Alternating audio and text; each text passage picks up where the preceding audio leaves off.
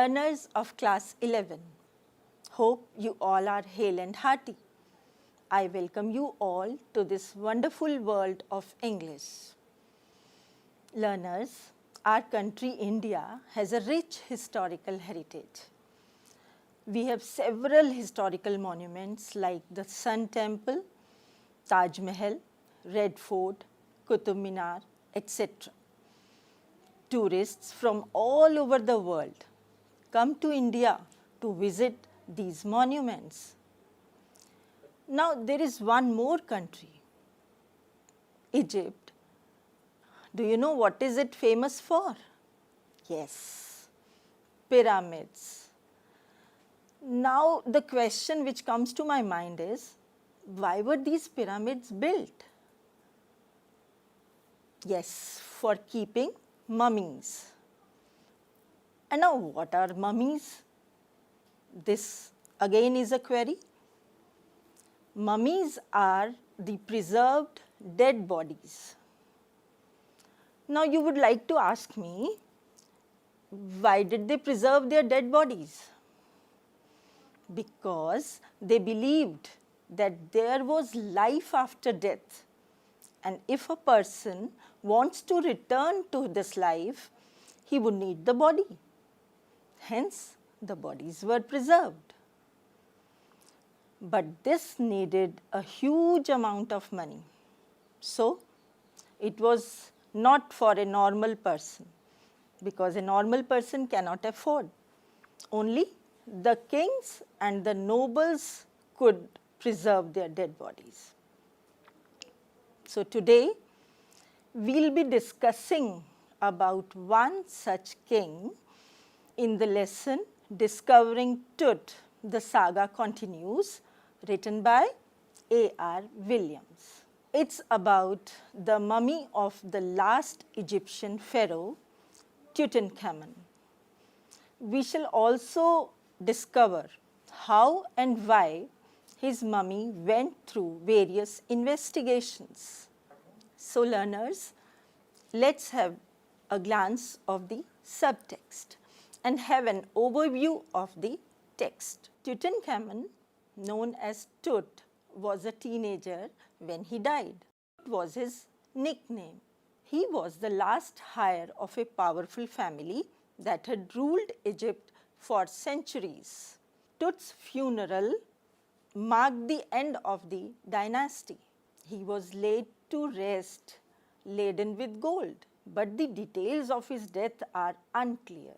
After about 3,300 years ago, his tomb was discovered in 1922 by Howard Carter, a British archaeologist. It was the richest royal collection ever found in a tomb.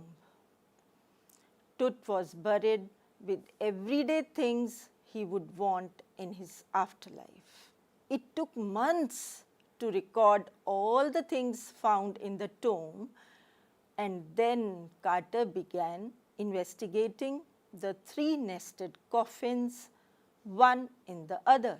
When Carter reached the mummy, he ran into trouble.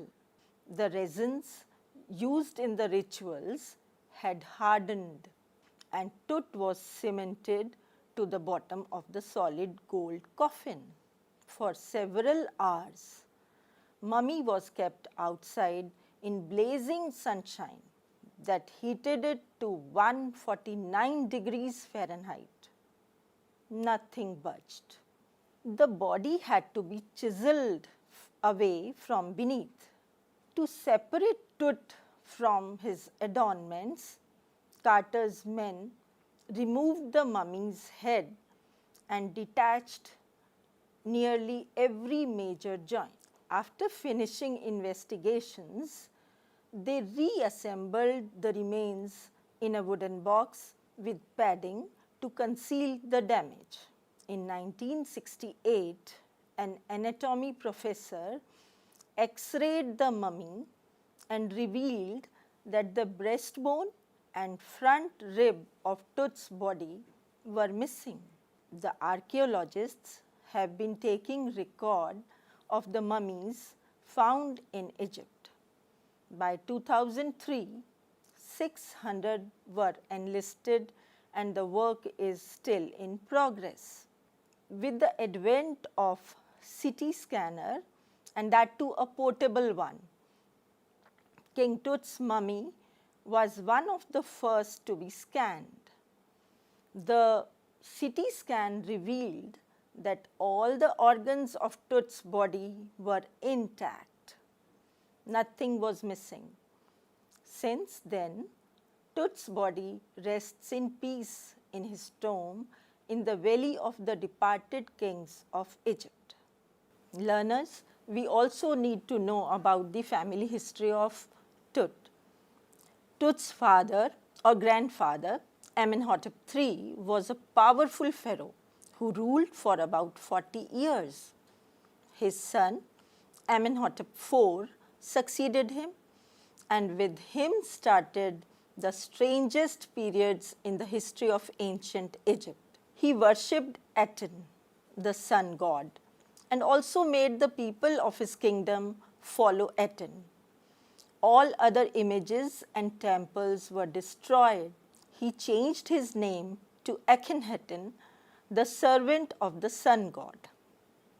He also shifted his religious capital from Thebes to the new city Amarna. After Akhenaten's death, a mysterious ruler named Smenkhare appeared briefly. Then came Tutankhaten. He restored all old laws and ways of life.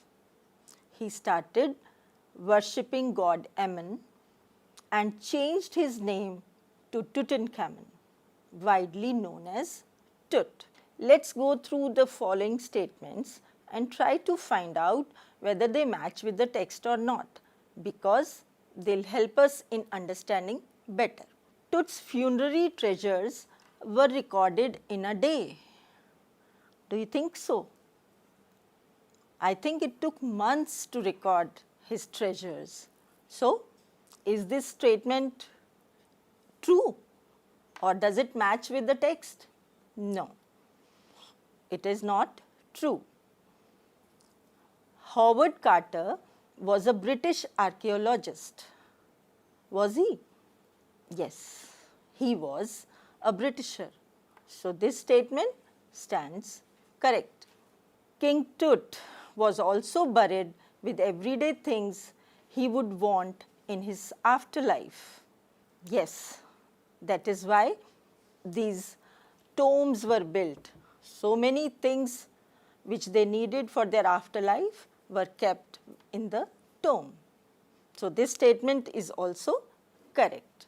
The next statement is the consolidated material had to be hammered away from beneath the limbs and trunk. Hammered word was not used anywhere. So, which word was used? Chiseled. So, the body had to be chiseled away, and this statement again is incorrect. The next is Amenhotep III, Tut's father or grandfather, was a weak pharaoh who ruled for 4 years. Is it true? No. Amenhotep III was a powerful pharaoh and he ruled for 40 years, 4 decades. So, this statement again is incorrect because it does not match the text. Now, the next statement is the family that had ruled for centuries was coming to an end, said Ray Johnson, director of the University of Chicago's Research Center in Luxor. This statement is true. It matches with the text because Ray Johnson exactly said this. Now, the next is, after checking that no data had been lost, Tut's body was carried back to his tomb. Is it true? Yes, the final test proved that no part or no organ was missing.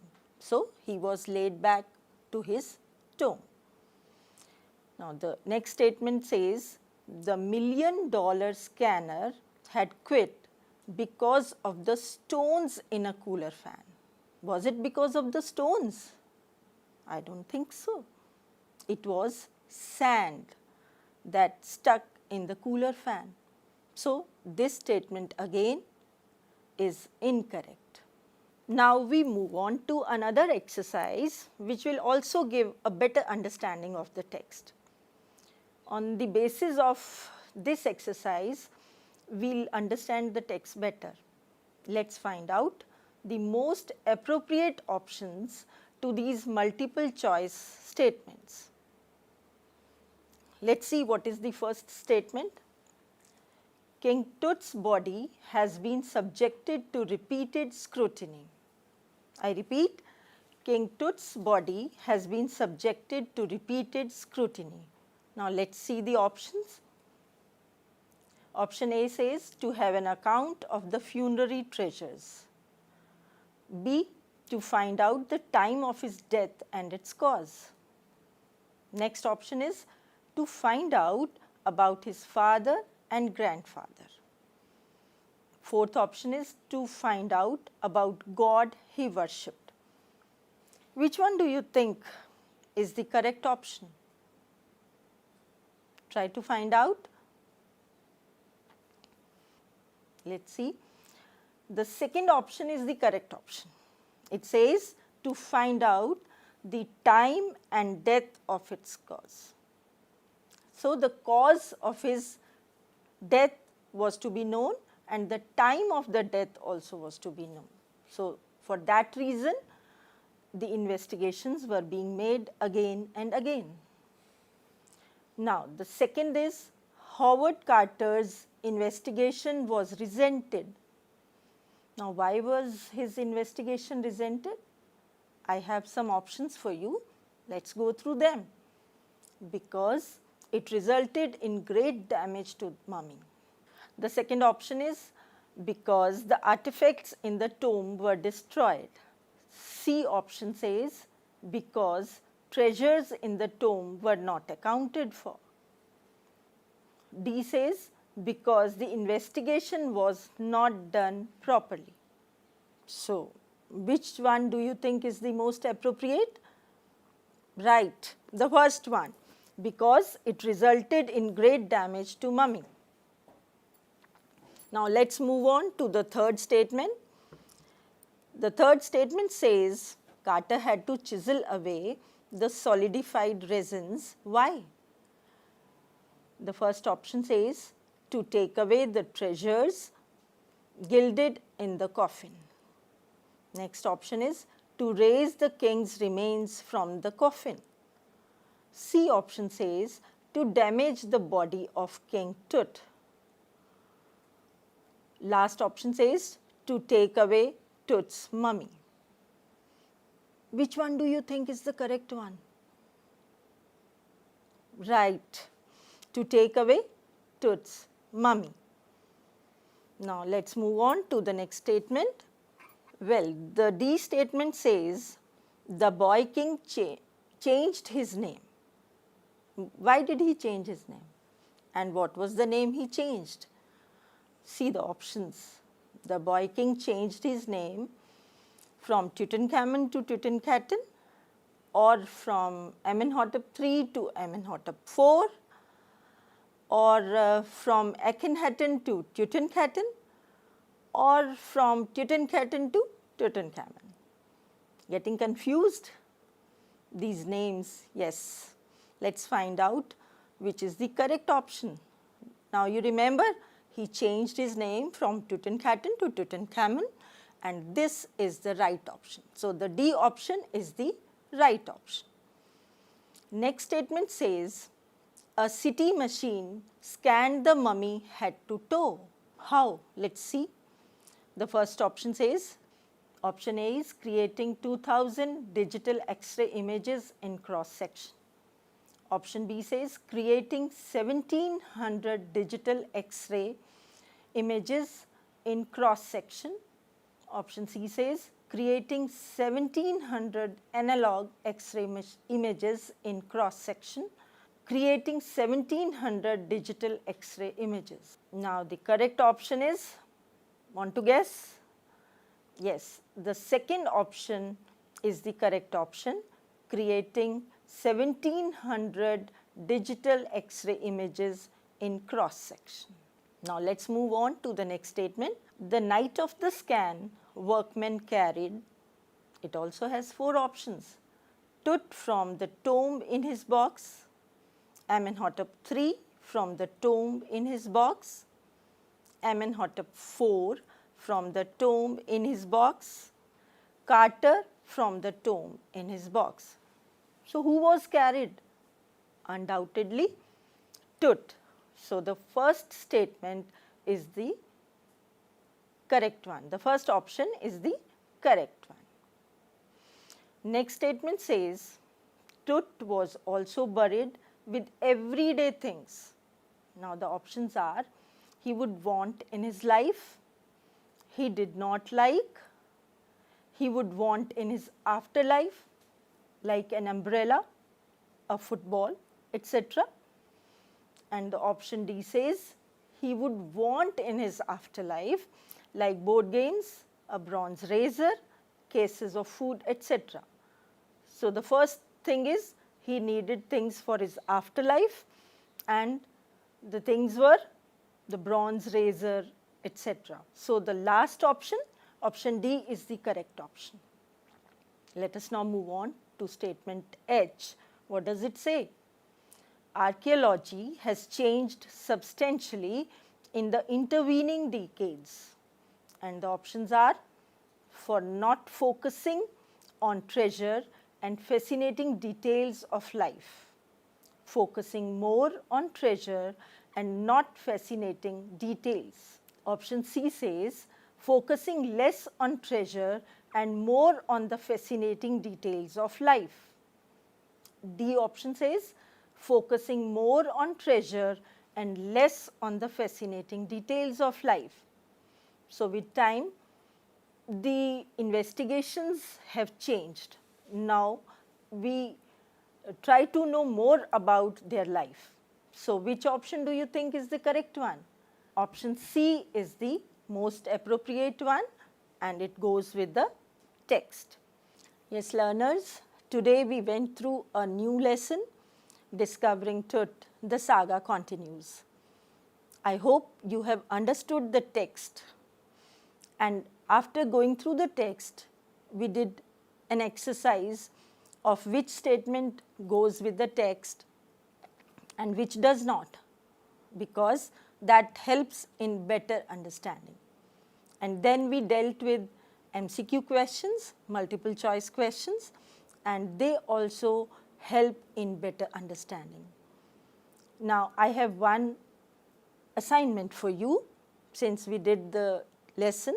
Now you have to read the lesson thoroughly and try to underline the difficult words or the new words which you came across, because in the next lesson we will be dealing with the new words and new phrases. This is all for today. Goodbye.